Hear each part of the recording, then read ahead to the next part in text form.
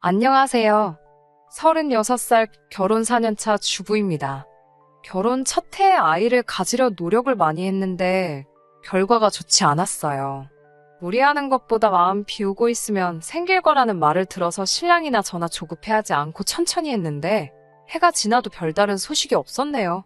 아무리 부부라지만 신랑이야 잃을 게 저보다 적으니 양가 부모님도 각기 다른 반응이세요. 친정 부모님은 당연히 제 걱정이 우선이니 요즘은 애 없이도 많이 산다더라. 일부러 안 낳는 사람도 있다는데 너 자신을 가장 먼저 생각하고 최우선으로 여기거라 하면서 괜찮다고 하시는데 시댁은 또 그렇지 않네요. 시어머니께서 조금 유난스러운 부분이 있으시거든요. 결혼 4년 동안 아직 애도 들어서지 않았는데 시어머니는 평생의 자랑이 아들 둘 낳은 걸로 삼을 정도로 자부심이 있는 분이셔서 하루빨리 아이를 낳아야지가 아니라 하루라도 빨리 아들을 낳아야지라고 매번 보채십니다. 신랑은 제 편 들어주고 있어요. 사실 병원에서는 원인을 모르는 불임이라는 이야기를 들었는데 시부모님께는 병원 가서 검사 받아봤더니 남자인 자기한테 있다더라 하면서 저한테 스트레스 주지 말라고 매번 저를 위해 편을 들어줍니다. 누구보다 아이 갖고 싶어하는 저인데 자기 때문에 그런 거라고 하면서요. 그럴 때마다 고마운 마음보다 앞서는 게 미안한 마음이에요. 평소 때는 별로 티를 안 내시는데 특히 명절날이라든지 형님네와 같이 있을 때면 아들 손주 하면서 제 속을 뒤집어 놓으시네요. 저희보다 4년 앞서 결혼하신 아주버님네는 결혼하자마자 시어머니가 원하시는 아들 손주를 갖는데 성공하셨거든요. 그러니까 매번 신랑이 시어머니께 아이가 없는 게 자기 탓이라고 저를 변호해주지만 시어머니께는 씨알도 먹히지 않습니다. 첫째 보라고 하면서 시가 좋다 보니 저렇게 결혼하자마자 아들을 가졌는데 둘째인 너도 다를 게 뭐가 있겠느냐며 은근슬쩍 문제가 있다면 저한테 있을 거라고 확신을 가지고 계세요. 병원 검사 결과에 따르면 정말 신랑이나 저나 아무 문제 없는 상황이지만 말이에요. 아무튼 말씀은 그렇게 하지만서도 이미 저희가 결혼했을 때 대를 이을 수 있는 장손이 있음에도 불구하고 시어머니께서 저희에게 아들을 바라는 데는 다른 이유가 있습니다. 아주버님과 저희 신랑을 비교해봐도 신랑이 훨씬 더 똑부러진 남자입니다. 제 남편이라서 파리 안으로 굽은 게 아니고 실제로 그렇습니다. 아주버님이 나이도 신랑보다 3살이나 더 많지만 직접 마주 대하면 아직도 철이 덜 든 사람 같아요. 첫째라서 오냐오냐 잘한 부분도 한몫하는 것 같지만 전반적으로 봐도 둘이 형제가 맞나 싶을 정도로 너무 달라요. 제 신랑은 경우도 바르고 대학도 소위들 말하는 명문대학교를 나와 대기업에 다니고 있습니다. 성실한 데다가 검소함까지 겸비해서 저와 결혼할 때도 시부모님께 어느 정도의 생활비를 드리고 있었음에도 불구하고 모아놓은 돈도 상당했어요. 중간중간 자신이 확신을 느끼는 게 있으면 과감하게 투자를 해서 재테크에도 소질이 있었고요. 정말 제 남편 자랑하는 것처럼밖에 안 보이겠지만 겸손하기까지 합니다. 그래서 결혼을 준비하던 중에 아주버님을 처음 뵈었던 때에는 정말 형만한 아우 없다는 말이 무색할 정도였어요. 아주버님은 예의도 없고 철도 왜 그렇게 없으신지 나중에는 술이 잔뜩 취해가지고는 재수씨 옆에 앉아서 술 좀 따라봐 하면서 제 팔을 잡아 끌어당기까지도 했어요. 다행히 그 무례한 상황에서 신랑이 대번에 형 뭐하는 짓이냐며 성질내고 자리를 끝내버리고 저를 데리고 나와줬습니다. 솔직히 그때 오만정이 다 떨어져서 결혼이고 뭐고 뒤집어 엎을까 했는데 제가 아주버님하고 살 것도 아니고 아주버님은 서울에서 가까운 중소도시에 거주하고 있었기 때문에 딱히 마주칠 일이 없었거든요. 형님도 마찬가지입니다. 신랑하고 아주버님을 비교하기는 했지만 아무래도 제가 제 스스로 남과 저를 비교하기는 뭐하니 별다른 말은 쓰지 않으려고요. 그래도 제 눈에 안경이라는 말이 괜히 있는 게 아닌가 싶은 게 형님도 굉장히 진중하지 못한 성격이고 자기중심적이기까지 합니다. 뭐 아무튼 아주버님이 제 신랑과 비교했을 때 그 어떤 점도 괜찮은 부분이 없다는 걸 시부모님께서도 알고는 계셨던 거예요. 하지만 시어머니가 아주버님네보다 저희들에게 더 기대를 하고 계신 건 두 형제 간의 직업적인 차이 때문만은 아니에요. 저희 집은 제가 어릴 때 무역상 하시던 아버지가 대박이라고까지 하긴 그렇지만 운 좋게 큰 수입을 올린 해가 있었고 어머니께서도 감이 좋으셔서 그때 사놓은 부동산들 덕분에 집에 자산이 조금 많은 편이에요. 그래서 신혼집을 구하는 대신에 친정아버지 명의로 되어 있는 강남에 있는 아파트를 증여받기도 했습니다. 저도 딱히 회사는 다니고 있지 않지만 또 친정아버지 명의로 된 상가에서 감성 카페를 운영하고 있어요. 커피를 직접 배우거나 하지는 않았지만 제가 전공했던 인테리어를 10분 활용해서 젊은 층이 사진 찍으러 많이 오는 카페로 코로나도 비껴갔다는 소리를 들을 정도로 장사가 잘 되는 편입니다. 가장 극심했던 작년 여름에도 입장에서 사진 찍으려고 줄을 설 정도로 장사가 잘 되었고 달에 제가 가져가는 수입만 해도 대기업 다니는 우리 신랑 기죽을 만큼 많이 벌어요. 그렇다고 제가 진짜 돈으로 신랑 기죽이는 건 아니고요. 안정적인 직장에 복지까지 있는 회사 다녀주는 신랑 덕에 제가 득을 보는 것도 있죠. 아무튼 저희가 아주버님네에 비해서 경제적으로 넉넉하니 시어머니는 아주버님네 아이가 아들 장손이라고 하지만서도 은근 저희한테도 아들이 있었으면 하시는 부분이고요. 그런데 결혼하고 한 해, 두 해가 지나면서 통 아이 소식이 없으니 시어머니께서 조금 극성으로 변하신 부분이 없지 않아 있습니다. 신랑 앞에서 저한테 뭐라 한 소리만 했다 하면 신랑이 두 팔 걷고 나서서 시어머니와 대립을 하는 걸 알고 계시니 저와 신랑이 둘이서 같이 있는 자리에서는 딱히 별다른 말씀을 하지 않으시는데 그렇게 저에게 개인적으로 전화를 하세요. 일하느라 바빠서 전화를 못 받는다 치면 그걸로도 뭐라고 하시고 그런 일이 종종 있어서 신랑한테 이야기를 했더니 여느 때처럼 신랑이 시어머니께 한 소리를 했나 봐요. 그런데 그러고 얼마 뒤에는 자기 아들한테 고자질을 했다면서 뭐라 한마디 하시고 또 이번 일을 가지고 신랑에게 말만 한번 해보라고 엄포를 놓으시더라고요. 사실 시어머니 엄포가 겁난다거나 무섭거나 하지는 않았지만 신랑이 중간에서 참 스트레스 많이 받겠다는 생각에 몇 번은 제가 그냥 흘러넘기려고 했습니다. 작년 일인데 작년에 마침 딱 SNS에서 제가 운영하는 카페가 인기를 끌어서 손님이 정말 끊임없이 들어오던 시절이 있었어요. 장사가 잘 되니까 좋은데 너무 준비 없이 들이닥친 손님 때문에 정신없이 바쁘던 하루였습니다. 그날도 시어머니가 저한테 무슨 쓸데없는 소리를 하시려고 전화를 하셨었나 봐요. 눈을 감았다가 뜨는 시간도 아쉬울 정도로 바쁘고 일손마저도 부족한 와중이었으니 제가 전화를 받을 수 있을 리가 없었어요. 시어머니도 오기가 생기셨는지 제가 언제까지 전화를 안 받으려나 보자는 식으로 쉬지 않고 전화를 하시더라고요. 솔직히 너무 바쁜데 전화벨 소리 계속 울리고 있으니 짜증이 나서 전화기를 꺼버리고 일에 집중을 했어요. 그렇게 2시간쯤 지났는데도 손님이 빠질 생각을 안 해서 숨 돌리기도 힘든 상황이었는데 시어머니가 가게 문을 벌컥 열고 들어오시더라고요. 가게 밖으로 줄 서 있는 사람들이 있는데 줄도 무시하고 들어오니 문 앞에 서 있던 사람들하고 시비가 붙었어요. 아줌마, 사람들 줄 서서 있는 거 안 보여요? 하고 묻는데 시어머니는 줄 서고 있던 그 사람에게 나 여기 사장 가족이라고 하면서 똑바로 알아보고 물어보라는 식으로 따지시더라고요. 저는 장사하는 입장이고 소셜 네트워크에 달리는 댓글에 따라서 장사가 잘 되나 안 되나 정해지는 유행 타는 카페인데 사장 가족이라고 말하면서 손님에게 시비를 걸고 계시니 제가 아무리 바빴어도 가만히 있을 수가 없었어요. 실갱이하는 손님과 시어머니 사이로 비집고 들어가서 손님께 제가 대신 죄송하다고 사과를 드리고 카페 안쪽에 제가 사무실로 모시고 들어갔죠. 가게는 여전히 너무 바쁜 상황이었지만 시어머니 그대로 두었다간 가게 평판이고 뭐고 다 날아가 버릴 것 같았어요. 사무실 안쪽으로 모시고 가니 가자마자 하시는 말씀이 너는 며느리가 전화도 안 받고 대체 뭐 하는 거냐고 화를 내시더라고요. 어머님도 보셔서 알지 않느냐. 가게 밖에까지 줄이 서 있는데 제가 어떻게 전화를 받겠느냐고요. 그거 잠깐 전화 받아서 바쁘다고 말하는 게 그렇게 힘드냐며 화를 내시더라고요. 그 부분은 제가 잘못했다고 죄송하다고 사과드리면서도 정말 그 정도로도 시간이 없었다고 말씀드렸지요. 시어머니가 제게 뭐라 한마디 하려는 찰나에 홀에서 저 빠져있는 동안 혼자 고군분투하던 직원이 하다가 안 되겠는지 저를 크게 부르더라고요. 그래서 어머님이 말씀하시는 와중에 금방 돌아오겠다고 다시 매장으로 뛰쳐나갔어요. 한참을 카운터 안쪽에서 음료수 만드느라 계산 도와주느라 정신없이 일을 하고 있었어요. 시간이 얼마나 지난지 모르겠는데 사무실에서 느닷없이 시어머니가 나오시더니 어쩜 어른을 기다리게 만들 수 있냐고 한 소리 하시더니 더 이상 못 기다리겠다고 하고 가시더라고요. 정신없는 와중에 그냥 가신다니 고맙기까지 할 정도였어요. 그날 카페 문을 닫으니 진이 빠져서 집까지 운전하고 돌아올 기력조차 없더라고요. 차 안에서 잠깐 숨 좀 돌리고 있다가 그래도 직접 오기까지 했는데 시어머니 그냥 보낸 게 마음에 걸려 전화를 드렸지요.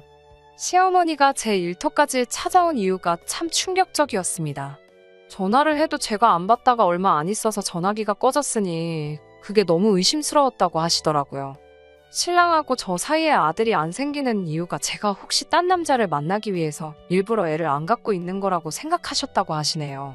참 실망스러워서 그게 무슨 말씀이라고 하려는 찰나에 뱉으신 말에는 사과는 안 하시고 오늘 보니까 장사가 좀 잘 되는 것 같던데 얼마나 버냐고 물어보시더라고요. 저도 그 순간 짜증이 나서 그랬는지 돈 가지고 어머님 기라도 죽여보려는 생각에 원래도 신랑이 버는 것보다 많이 벌었는데 이번 달에는 특히 장사가 더 잘 돼서 신랑이 2달치 벌어오는 것보다 훨씬 많이 벌 것 같다고 말씀드렸죠.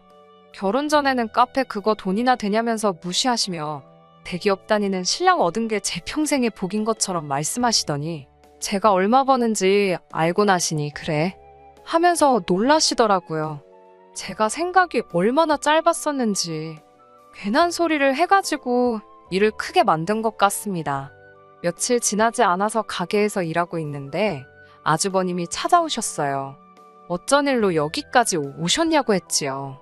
왜냐면 아주버님 사시는 곳이 대중교통은 다니지만 서울이 아닌 곳에 있어서 강남까지 오시려면 2시간은 좋게 걸리는 거리거든요.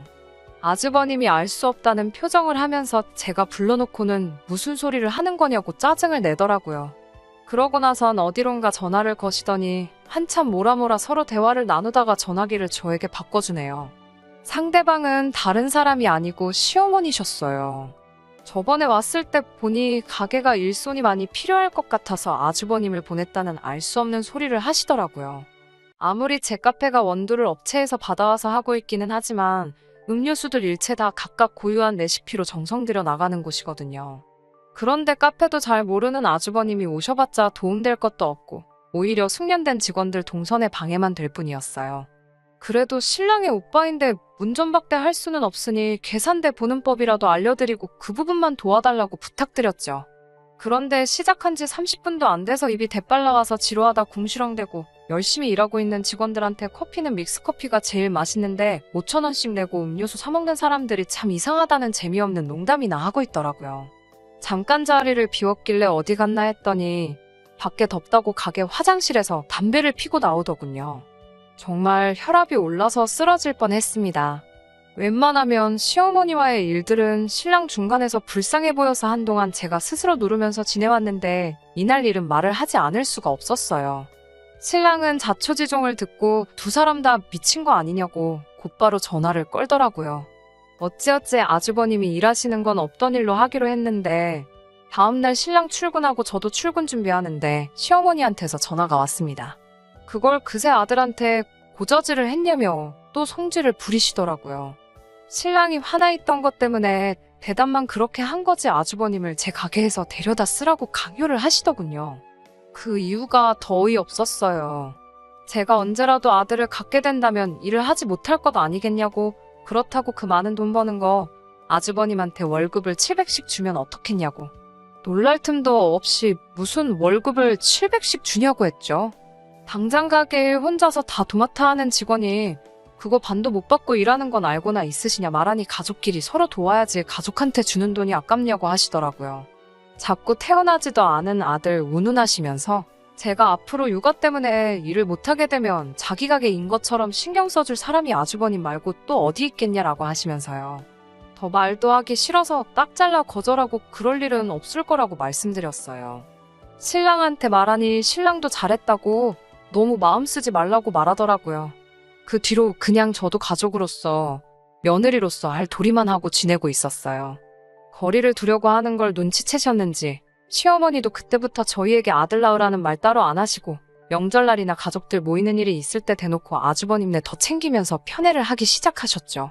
서운한 마음이 없었다면 거짓말이겠지만 그래도 크게 신경이 쓰이거나 하지 않았어요. 워낙 방법이 유치했으니까요. 오히려 해방된 것 같아 마음 하나만큼은 편했죠. 그렇게 거리 두면서 별탈 없이 잘 지내고 있었는데 시어머니가 아주버님하고 형님 대동해서 저희 집까지 찾아오셨습니다. 연락도 없이 오신 터라 주변에서 배달음식 몇 개 시켜다가 후다닥 상 차려내고 저녁 식사를 하고 있는데 정말 말도 안 되는 요구를 하시더라고요. 식사 중에 뜬금없이 맹모삼천지교라는 걸 알고 있느냐고 하시길래 무슨 말을 하시려나 했더니 이제 아주버님네 아이가 초등학교에 입학할 나이가 되었으니 더 좋은 환경에서 교육을 시키고 싶다고 하더라고요. 의도를 모르니 조기 교육이 중요하다더라. 좋은 결정인 것 같다 뭐 이런 식으로 장단 맞춰주고 있었는데 무슨 계획이라도 있는 줄 알았더니 대뜸 하시는 말씀이 저희는 월세방을 구하던지 해서 나가 살고 지금 살고 있는 이 집을 아주버님네 아이가 대학교 들어갈 때까지 살게 너네가 양보를 하라고 하시더군요. 어이가 없어서 자식 교육 좋은 데서 시키고 싶으면 월세방은 형님이 구해서 살면 되지 왜 우리가 이 집을 양보해야 하냐고? 이 집 결혼할 때 우리 돈 한 푼 들어간 거 없는 장인어른이 마련해 주신 집이다. 우리 가족 중에 그 누구도 이 집을 양보하란 말 할 수 있는 사람 아무도 없다고. 제가 말하기도 전에 신랑이 나서서 어머님께 큰 소리를 치더라고요. 그랬더니 형님이 월세방에 살면 아이가 무시당한다고 하더라고요. 요즘 애들이 그런 거 더하다고 학군도 중요하지만 인맥도 중요한 법이라면서 어려서부터 한 동네에서 같이 자란 친구들이 다 자기네 아이한테 좋은 재산이 될 거라고 설명을 하대요. 자기들이 월세방 같은 데서 살았다간 내가 앞으로 또래 친구들한테 무시당하고 미운 털이나 박히지 암만 공부를 잘해도 요즘은 인맥이 없으면 아무런 쓸모가 없다면서요. 뭘 믿고 저리 당당한가 했더니 시어머니 하나 믿고 저러고 있는 거더라고요. 장손이 잘 돼야 집안에 기강이 서는 법이라면서 너네는 애도 없고 둘이서 돈도 잘 벌고 있는데 이렇게 넓은 집에서 둘이서 살 필요가 뭐가 있냐고 다 가족이 잘 되기 위해 그러는 거니 저희가 반드시 양보를 해야 한다. 돈을 달라고 하는 것도 아닌데 뭐 그렇게 어렵게 구느냐 이런 식으로 말을 하더라고요. 정말 사람이 염치가 없어도 이렇게 없을 수가 있는지 이건 되고 안 되고를 논할 문제도 아니라고 말도 안 되는 소리 하실 거면 그냥 돌아가시라고 말을 했어요. 신랑도 더는 들을 가치도 없다고 오랜만에 오셔서 무슨 말을 하시는가 했더니 무슨 말도 안 되는 억지를 부리고 계시냐고 같이 한마디 했어요. 그랬더니 시어머니가 대뜸 화살을 저한테 돌리더라고요.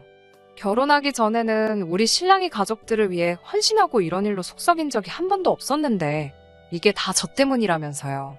제가 자기 아들을 홀려서 가족도 버리는 냉혈한으로 만들었다고 제 탓을 시전하더라고요. 아주버님도 가세해서 그때 제 카페에서 하루만 일하고 내쫓겼다는 이야기를 하면서 어떻게 사람이 그렇게 차가울 수 있냐고 하더라고요. 자기가 오며 가며 교통비에 시간을 얼마나 허비했는데 일당만 주고 보낼 수 있냐고 하는데 그날도 제가 그냥 보내기엔 마음이 그래서 20만 원을 챙겨드린 거였거든요. 어디 가서 일당으로 20만 원 주는 곳이 있냐고 저도 지지 않고 말하고 있는데 애도 없는 사람들이 그 돈 벌어서 무덤에 가져갈 거냐고 그렇게 안 받는데 이제 보니 돈 욕심도 많고 가족들도 모르는 사람이라고 혀를 차기 시작했어요. 서로 언성이 커지고 있는 가운데 지켜보고만 있던 신랑이 소리를 지르면서 밥상을 뒤집어버리고 평소에도 어떤 일이 있어도 평정심 유지하면서 화 한 번 안 내던 사람이 그러고 있으니 아무리 가족들이라도 신랑 눈치 보면서 조용히 밖을 나가더라고요. 거실은 신랑이 엎어버린 밥상 때문에 개판이 되어 있었어요. 제가 치우려고 하는데 자기가 그런 거니 자기가 치우겠다고 잠깐 혼자 있고 싶으니 혼자 치우게 해달라고 부탁을 하더라고요. 방으로 들어가 있는데 아무 소리도 나지 않아 문을 살짝 열고 남편을 쳐다봤어요. 등 돌려 쪼그려 앉아 바닥을 치우고 있는데 신랑의 등이 살짝 떨리고 있길래 가까이 다가가니 울고 있더라고요. 저한테 미안하다고 정말 미안하다고 몇 번이나 사과하고 앞으로 자기는 가족들 안 보고 살아도 되니까 우리 둘이서라도 행복하게 살자고 원래는 저런 사람들이 아니었는데 왜 그런지 모르겠다면서 아무리 싫어도 너무 미워하지는 말아달라고 부탁을 해왔어요. 지금은 시댁 식구들하고 일절 연락도 끊고 안 보고 살고 있습니다. 가족의 연이란 게 그렇게 쉽게 끊어지지 않는다는 건 잘 알고 있어요. 지금 그 누구보다도 신랑이 가장 힘들겠지요. 그동안은 걱정이 앞서서 시험관 같은 시술은 생각도 해본 적이 없습니다. 그래도 이번에는 용기 내서 시도해보려고 해요. 언제까지 자기 가족들과 등을 돌릴지는 모르겠지만 저를 위해서 가족들까지 저버린 남편에게 조금이나마 위안과 행복을 줄 수 있다면 어쩌면 그게 지금 제가 할 수 있는 최선이 아닐까 하는 생각을 해보며 이렇게 이만 사연 줄이도록 하겠습니다. 끝까지 들어주셔서 감사합니다. 오늘의 사연은 여기까지입니다. 구독과 좋아요, 알람 설정 부탁드리고 더 좋은 사연으로 다시 찾아뵙겠습니다. 감사합니다.